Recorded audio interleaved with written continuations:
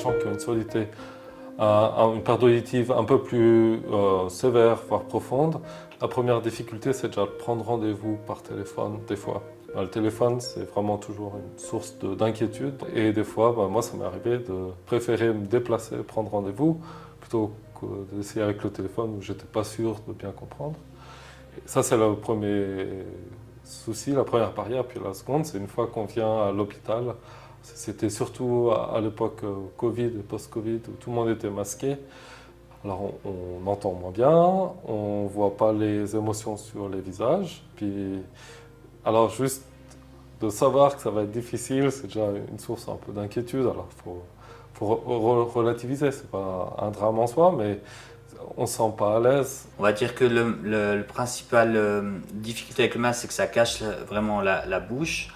Alors la première alternative, c'est d'avoir des masques qui permettent la vision de la bouche, donc c'est-à-dire avec une fenêtre qui permettent vraiment d'avoir un espace où la bouche est dégagée, soit par un film transparent, et puis ça permet aux personnes de lire sur les lèvres. L'autre solution, c'est d'adapter sa consultation, ça veut dire qu'on va, à des moments précis, en fonction de la distance et du soin, on va pas porter de masque. Et puis au moment où on va faire le soin ou être proche du patient, là on va porter le masque. On va bien sûr avertir le patient qu'à ce moment-là, il n'y aura pas d'information qui va être dite. Et puis comme ça, on peut remédier un petit peu à la difficulté du masque. En tout cas, l'HFR a fait une page intranet sur laquelle on retrouve des informations qui aident les soignants à s'orienter dans ce type de patientèle. Ça veut dire que vous allez retrouver sur la page déjà des explications sur ce qu'est la surdité, mais aussi ce que veut dire sourd et malentendant, parce que les deux, on va dire, termes ne sont pas pareils et n'ont pas la même signification. Il y a aussi dans cette page internet des outils. On a comme une explication de semainier avec la langue des signes. On a des imagiers qui sont à disposition pour aider à la communication non verbale.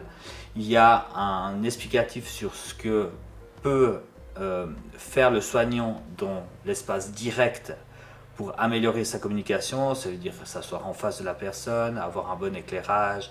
Là-dessus, on trouve aussi tous les liens qui aident à trouver des interprètes.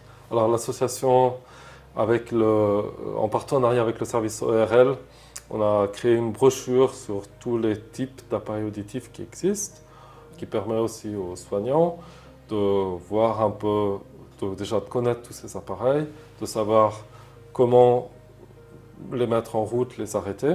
Comme ça, on voit aussi concrètement comment c'est fait.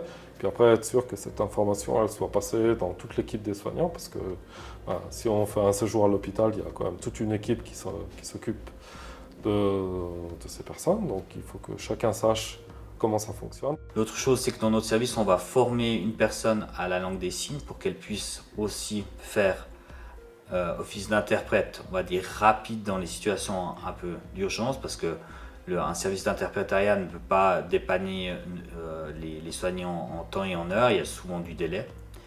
Donc c'est ça un petit peu les prochaines étapes du projet.